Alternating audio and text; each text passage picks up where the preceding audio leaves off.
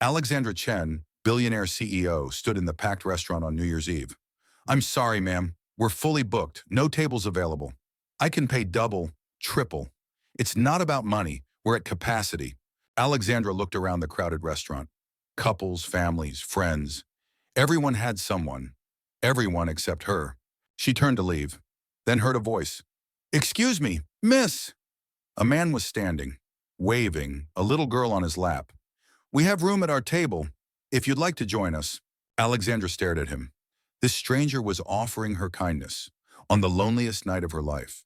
Alexandra Chen, 40 years old, CEO of Chen Technologies worth $3.2 billion, had spent New Year's Eve alone for the past 5 years. But the hostess had looked at her apologetically. "It was nice meeting you," Ben said. "You too, both of you." Alexandra got in her car, looked back. Ben and Lily were still waiting, in the cold. She rolled down the window. "Where do you live?" "Across town, we'll catch a cab." "Get in, my driver will take you." "We couldn't."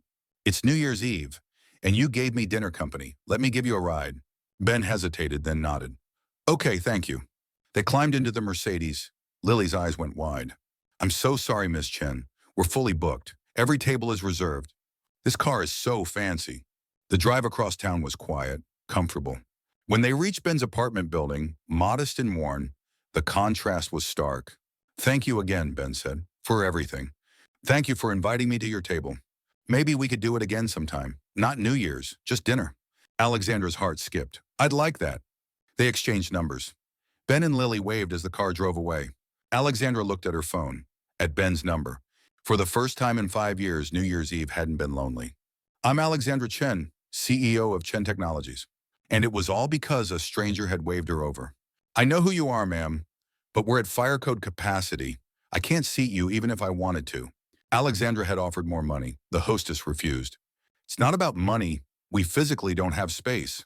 Standing in the restaurant entrance watching happy people celebrate together, Alexandra felt the full weight of her loneliness. Money couldn't buy everything, including companionship. She was about to leave when she heard it. "Excuse me, miss," by choice, or so she told herself. Alexandra turned. A man in his mid-30s was standing. He had a little girl, maybe 7 years old, sitting on his lap. "We have room at our table, if you'd like to join us." Alexandra stared. Was he serious? The man smiled. "I'm serious. It's New Year's Eve. Nobody should be alone. We have 2 empty chairs. You're welcome to one." The hostess looked relieved. "If you're okay with that, Miss Chen, I can seat you there." Alexandra wanted to refuse. This was charity, pity. But the alternative was going home, alone, again. "Okay, thank you." She followed the hostess to the table. The man stood, extending his hand. "I'm Ben Carter. This is my daughter, Lily." The truth was more complicated. "Hi," Lily waved enthusiastically. "Alexandra Chen." She shook his hand. "I know, I recognized you from business magazines." Ben smiled. "Don't worry, I'm not going to pitch you anything. Just offering a table." Alexandra sat, felt immediately awkward. The other 2 chairs were empty. Place settings laid out but unused. "Are you expecting others?" she asked. Ben's smile faltered. "My wife. She passed away 2 years ago. And my son. He's with my parents tonight. Lily wanted to come to a fancy restaurant. Said her mom would have liked it. I'm sorry for your loss." "Thank you. It's been hard. But we're managing, right, Lily?" Lily nodded seriously. "Daddy says Mommy's watching from heaven, so we set a place for her, so she knows we remember. She'd built her empire by sacrificing everything. Relationships, friendships, family." Alexandra's throat tightened. "That's beautiful." A waiter appeared. "Can I get you started with drinks?" "I'll have water," Alexandra said. "That's boring," Lily declared. "Get something fun. It's New Year's Eve." Ben laughed. "Well, Lily, that's rude." "But it's true. Water is boring." Despite herself, Alexandra smiled. "What do you suggest?" "Daddy gets the sparkling apple juice. It's like champagne, but for kids. You could get real champagne." "Sparkling apple juice sounds perfect, actually." Lily beamed. "You're fun." Her parents had passed away years ago. Her siblings were estranged, angry she'd chosen work over family. Over dinner, Alexandra learned about Ben's life. He was a middle school teacher, history. Loved his job, but it didn't pay much. "Lily and I live modestly, but we're happy, mostly." "Mostly?" "It's hard. Being a single parent, trying to be both mom and dad, worrying about money constantly. But Lily makes it worth it." Lily was too busy coloring on the kids' menu to notice the conversation. What about you? Ben asked. Big New Year's plans after dinner? Not really. I was just trying not to spend the evening alone. No family, friends? I have employees, board members, business associates. Alexandra heard how hollow that sounded. Not the same as family. No, it's not. Ben looked at her with something like understanding. I'm sorry, being alone is hard. Her last relationship had ended 3 years ago. He'd said she loved her company more than him. You'd think with billions of dollars I could buy companionship. Money can't buy real connection. Trust me, I've seen rich kids at school. They have everything except what matters. Alexandra felt seen in a way she hadn't in years. Why did you invite me to your table? Because you looked how I felt 2 years ago. Lost, alone. Like you didn't belong anywhere. Ben smiled gently. And because it's New Year's Eve, fresh start, new beginnings, seemed like a good time to choose kindness. That's very generous. It's just a chair, and honestly, Lily and I needed the company too. Eating alone on New Year's is depressing, even with your daughter. Lily looked up. I'm not depressing. No, sweetheart, you're perfect. But having another grown-up to talk to is nice. They ate dinner together. Ben told stories about teaching, about students who drove him crazy and moments that made it worthwhile. Alexandra found herself laughing, really laughing, for the first time in months. He was right. Lily asked Alexandra questions with the directness of children. Are you married? No. Why not? Lily, Ben started. It's okay, Alexandra smiled. I focused on my work instead, building my company. Is your company more fun than having a husband? I used to think so. Now I'm not sure. You should get a husband. Then you won't be lonely. It's not that simple, sweetheart. This year, Alexandra had decided to try. To be around people on New Year's Eve instead of working alone in her penthouse. Why not? Ben intervened. Lily, eat your dinner. As midnight approached, the restaurant started the countdown. Everyone stood, couples kissed, families hugged. Ben held Lily. They counted down together. 10, 9, 8. Alexandra stood alone. Watching, always watching, never participating. 3, 2, 1, Happy New Year. Cheers, celebrations, connection. Ben looked at Alexandra. Happy New Year. She dressed up, driven to the nicest restaurant in the city, expected her usual treatment. Happy New Year. Lily hugged her suddenly. Happy New Year, Miss Alexandra. Alexandra hugged back, fighting tears. When was the last time someone had hugged her? Thank you for joining us tonight, Ben said. You made it special. I should be thanking you. You saved me from a very lonely evening. Well, you're welcome. Anytime. They gathered their things.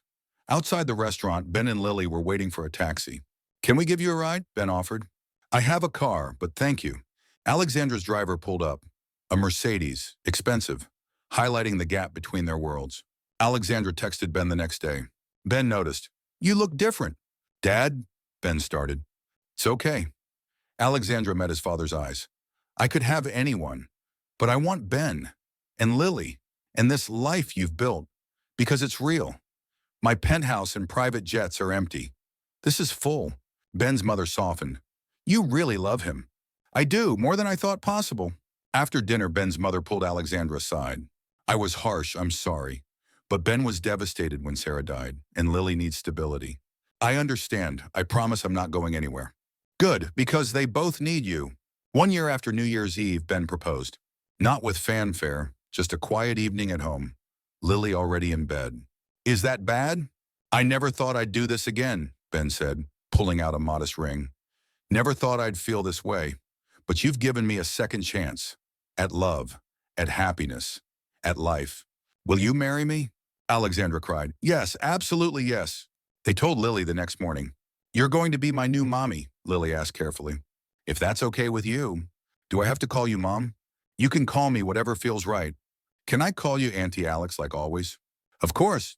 No, good different, more relaxed. Lily hugged her. Good, because you're the best auntie ever. Planning the wedding was interesting. Alexandra wanted small. Ben agreed.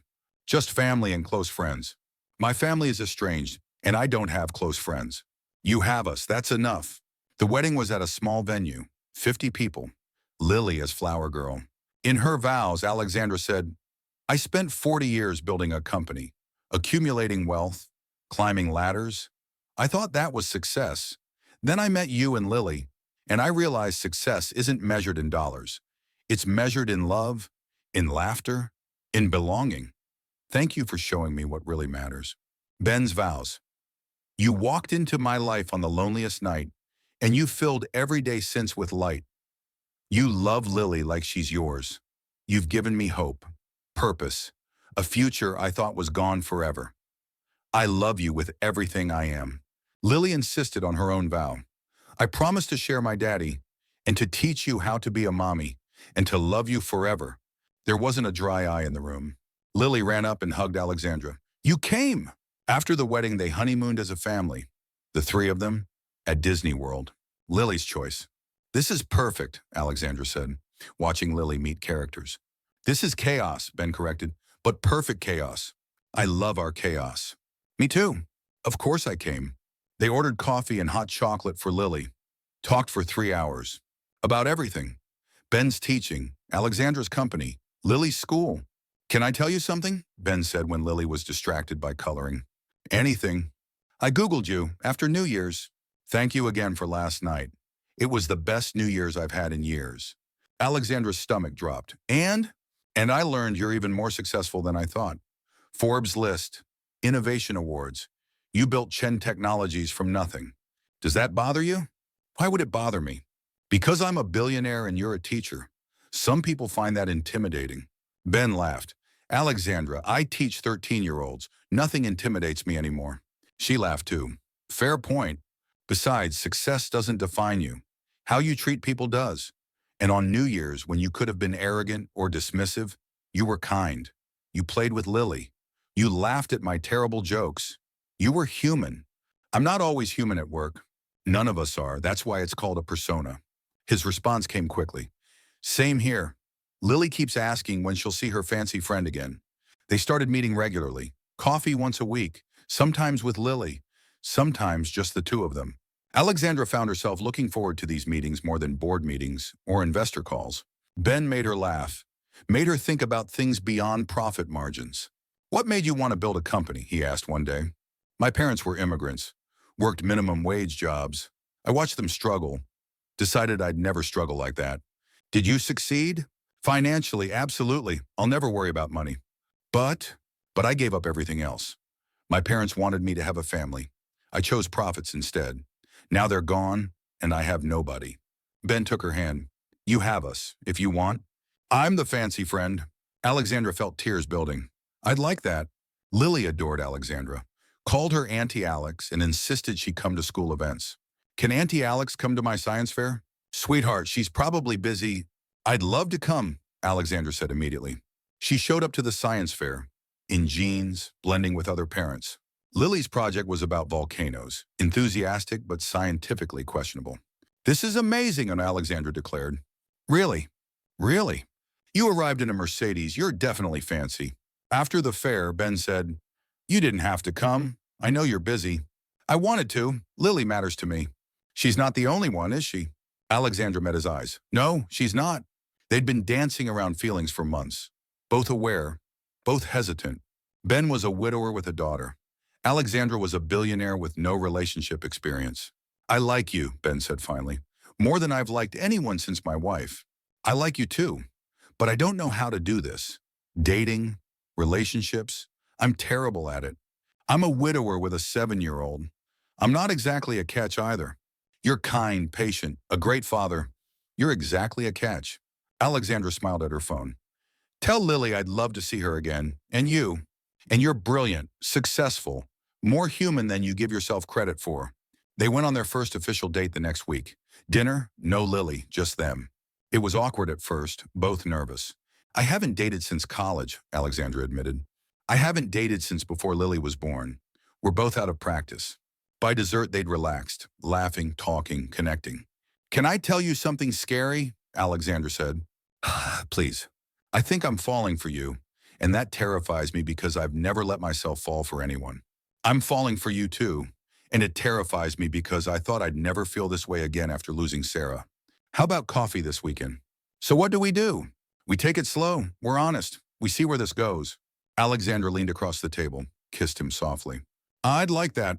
Over the next months, they dated carefully, navigating Ben's parenting schedule. Alexandra's demanding work. Alexandra started leaving work at reasonable hours, joining Ben and Lily for dinner. You're different, her assistant observed. Happier. I met someone. Really? Who? A teacher. I'd like that. Her assistant's eyes went wide. A teacher? You're dating a teacher? Is that a problem? No, it's just unexpected. I figured you'd date another CEO. I tried that. It didn't work. Ben is better than any CEO. At her company, people noticed the change. Alexandra smiled more, yelled less, made time for employee concerns. What happened to you? Her COO asked. I remembered there's more to life than quarterly profits. That's surprisingly healthy. Alexandra laughed. I know. I'm as surprised as you are. Ben introduced her to his world. School plays, parent-teacher conferences, birthday parties. They met at a small cafe. Nothing fancy. Alexandra dressed down, jeans, sweater, trying to blend in. Things Alexandra had never experienced but found herself loving. Is this weird? Ben asked after a particularly chaotic birthday party. Dragging a billionaire to a Chuck E. Cheese? This is the most fun I've had in years. Really? Really? 6 months into dating, Ben introduced Alexandra to his parents. They were skeptical, protective of their son and granddaughter. You're a billionaire, Ben's father said bluntly. Why are you interested in my son? Because he's kind. He sees me as a person, not a bank account, and he makes me want to be better. And what happens when you get bored? When you remember you can have anyone? Marriage was an adjustment. Alexandra went to the recital, rescheduled the board meeting. They named him Noah, Hebrew for rest. Because with him, I finally feel at rest, Alexandra explained, complete. Noah spent 6 weeks in the NICU. Alexandra was there every day, working from the hospital, pumping milk, refusing to leave. Lily visited every day after school, talked to her baby brother through the incubator. Hi, Noah, I'm your big sister. You have to get strong so you can come home. When Noah finally came home, Lily was his fiercest protector. Be gentle with the baby. Don't make noise, he's sleeping. Mom, Noah needs you. Alexandra juggled CEO duties and new motherhood. It was exhausting. Lily performed beautifully, waved at Alexandra from the stage. I can't do this, she told Ben one night. I can't run a company and be a good mom. So don't run the company or run it differently. What do you mean? Hire a COO to handle day-to-day. You focus on strategy and vision. Work from home more. Make it work for you. She did exactly that. Promoted her COO. Worked from home 3 days a week. Made being present for her family the priority. How's retirement? A business magazine asked in an interview. I'm not retired, I'm balanced. There's a difference. At home, their blended family thrived. Lily, now 12, was an amazing big sister. Helped with Noah constantly. Why do you help so much? Alexandra asked. You came, she said afterward. Because you helped me. When you married Dad, you became my mom. Now Noah is my brother. Family helps family. Alexandra hugged her. You're an incredible kid. I learned from you and Dad. Ben had been right. Their family worked because they all contributed. Not money, love, time, presence. One evening, with Noah asleep and Lily at a sleepover, Ben and Alexandra sat on the porch. Remember New Year's Eve 5 years ago? Ben asked. How could I forget? You saved me. I just offered you a chair. You offered me a family, a life, everything I didn't know I needed. It goes both ways. You gave Lily and me stability, security, a future. Of course I came. We saved each other. Yeah, we did. They sat in comfortable silence watching the stars. Alexandra's phone rang. A board member, demanding an immediate call. She declined it. It can wait until tomorrow. You sure? Completely sure. My family is here. Work can wait. Ben kissed her. I love you. I love you too. 5 years ago, Alexandra would have taken that call. Prioritized work, put the board first. But you're important. You have important meetings. Now her family came first, always. And she'd never been happier. You're more important than any meeting.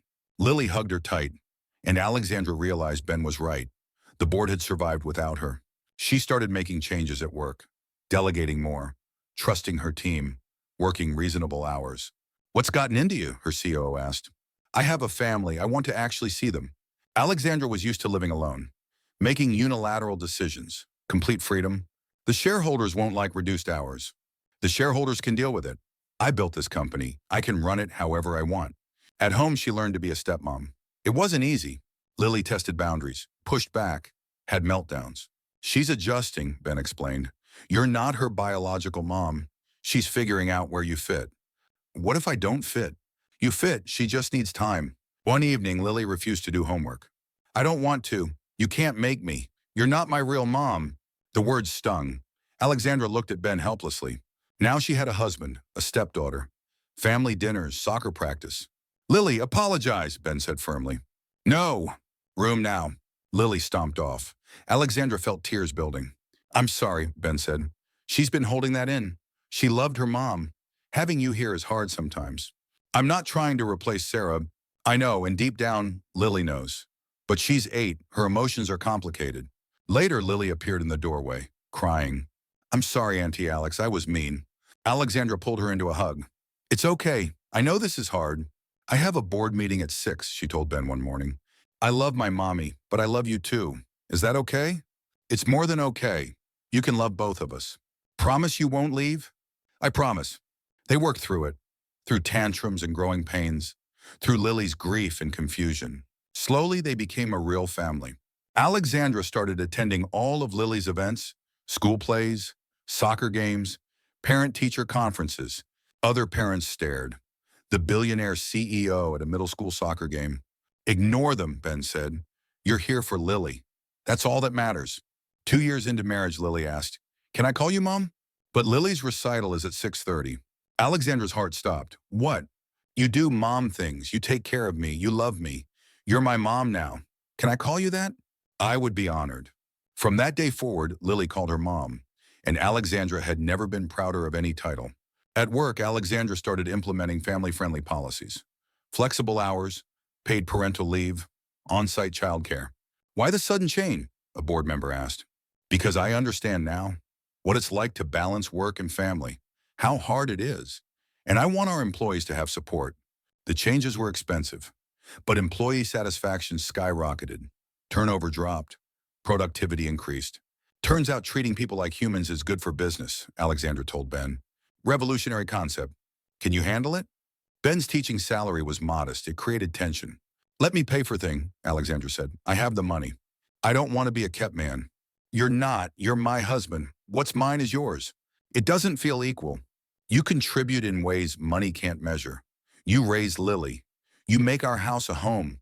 You give me perspective. That's worth more than any salary. They found balance. Ben paid for what he could. Alexandra covered the rest. No resentment, just partnership. When Lily needed braces, Ben wanted to pay half.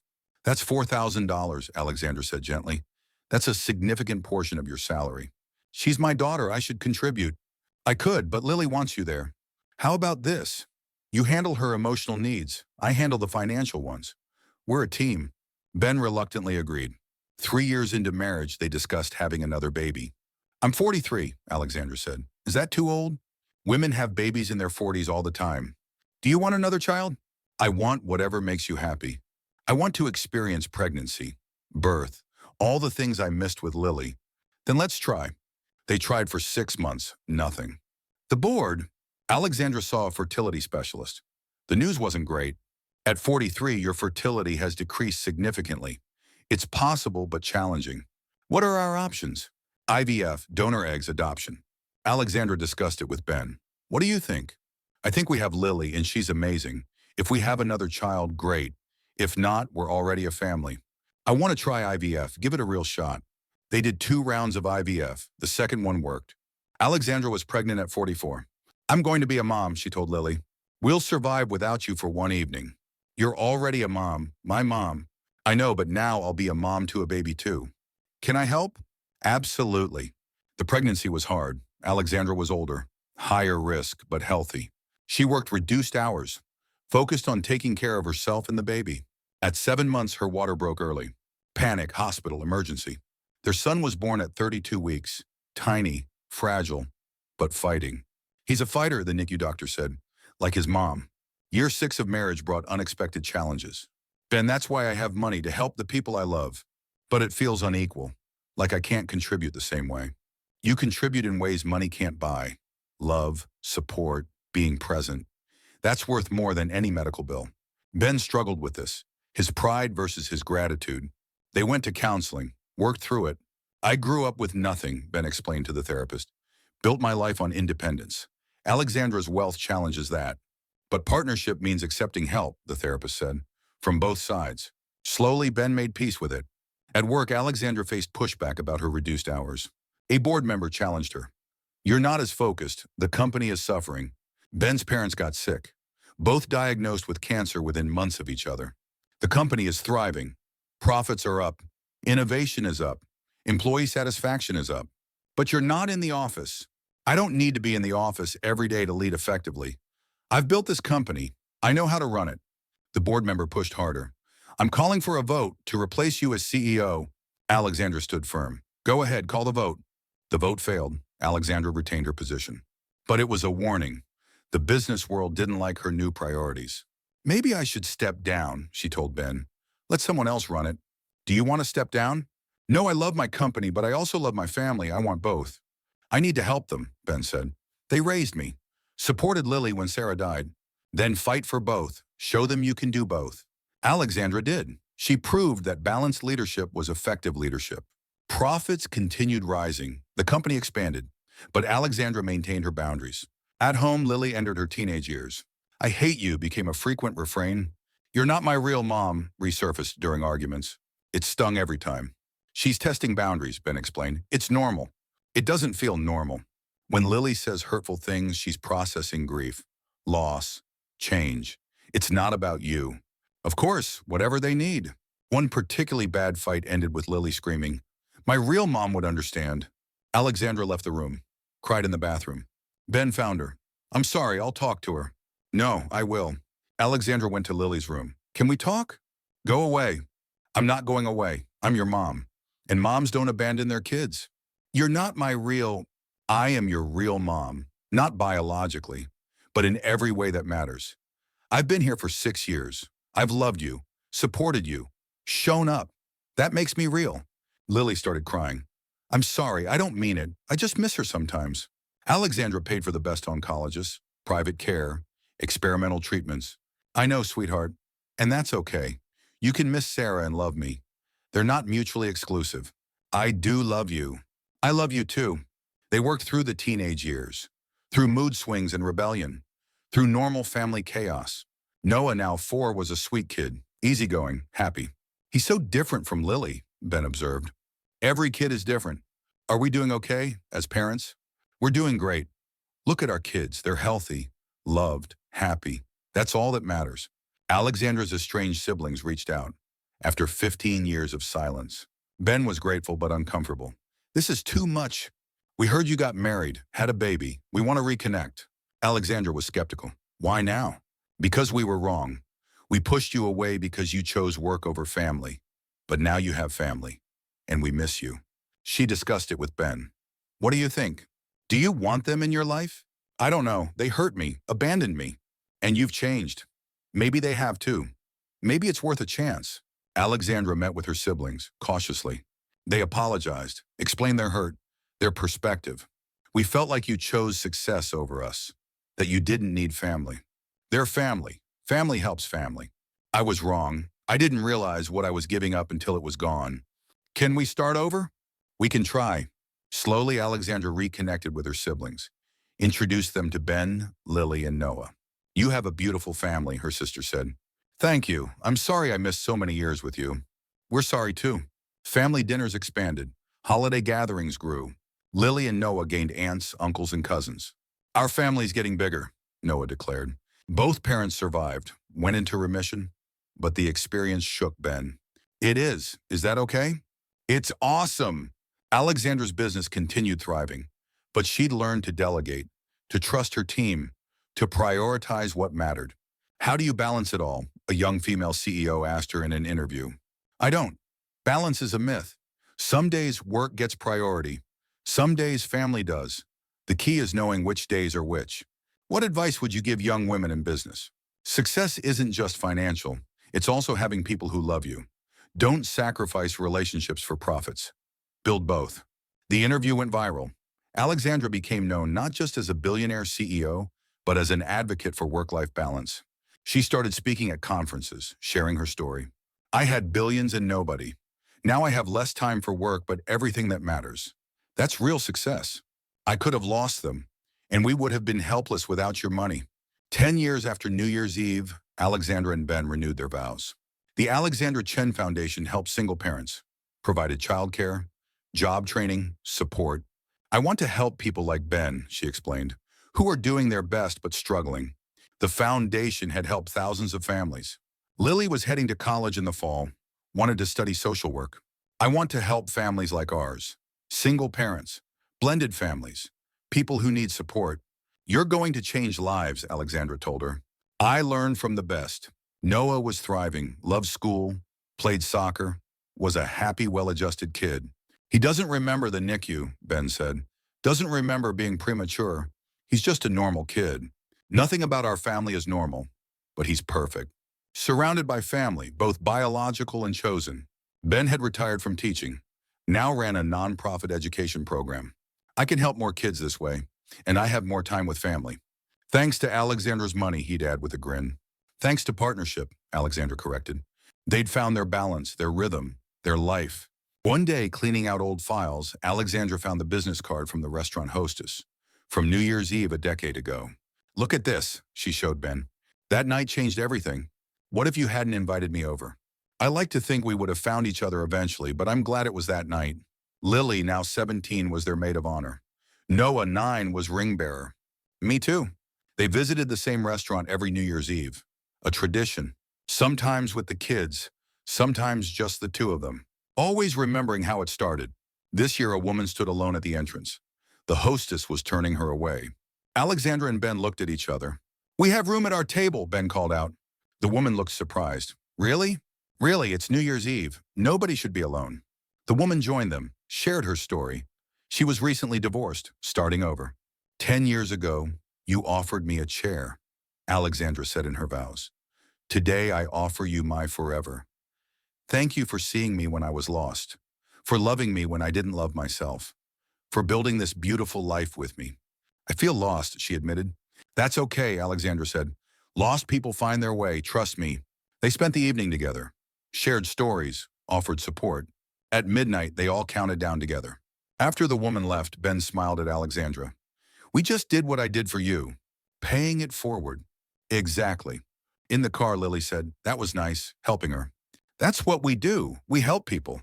Because someone helped us first. Ben's vows. 10 years ago, I was still grieving, still broken. You helped me heal, not by replacing what I lost, but by adding something new, something beautiful. I love you more today than I did then, and I'll love you more tomorrow. Exactly. At home, after the kids were asleep, Alexandra and Ben sat on the porch. 10 years, Alexandra said. A whole decade. Best decade of my life. Mine too. I can't imagine life without you. Without Lily and Noah. Without this family. Remember when you thought success was money? I was an idiot. You were lost, there's a difference. And you found me. We found each other. Lily insisted on speaking. 10 years ago, my dad invited a stranger to our table. That stranger became my mom. She's taught me that family isn't about biology. It's about showing up, about love, about choice. I choose her every day. They sat under the stars holding hands. Alexandra thought about her life, before and after that New Year's Eve. Before, billions of dollars, empty penthouse, no one to share success with. After, less time for work, but a husband she adored. Kids who made her laugh, family dinners, soccer games, purpose beyond profit. Are you happy, was Ben asked. Deliriously. No regrets. Not one, well, maybe one. What's that? I wish I'd found you sooner. Wish I hadn't wasted 40 years chasing the wrong things. Noah added his own simple statement. I love my mom. She's the best. You weren't wasting time. You were becoming the person who could appreciate this, the person I fell in love with. That's very wise. I'm a teacher. Wisdom is my job. They laughed together. The clock struck midnight, a new year beginning. Happy New Year, Ben said. Happy New Year. They kissed, grateful for the decade behind them, excited for the years ahead. All because one New Year's Eve, a lonely billionaire couldn't get a table. And a kind single dad stood up and waved. After the ceremony, Alexandra reflected on the past decade, proving that sometimes the best things in life start with a simple gesture of kindness. And that success isn't measured in dollars. It's measured in love, in family, in the life you build together, one choice at a time. If this story touched your heart, subscribe to VML Stories for more inspiring tales of unexpected connections, second chances, and finding family in the most unlikely places. Hit that like button, drop a comment sharing your thoughts, and share this with someone who needs to remember that kindness always comes back around. Because sometimes all it takes is one person waving you over to change your entire life. See you in the next story. She'd stepped down as CEO 2 years prior, remained on the board, focused on philanthropy,